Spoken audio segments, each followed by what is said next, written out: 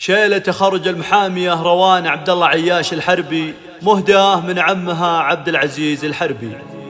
ما يجيب المجد غير اللي سعاله، وهبة القانون في روان تباهى، محامية تسعى لتحقيق العدالة، بنت حرب اللي رفيع مستواها.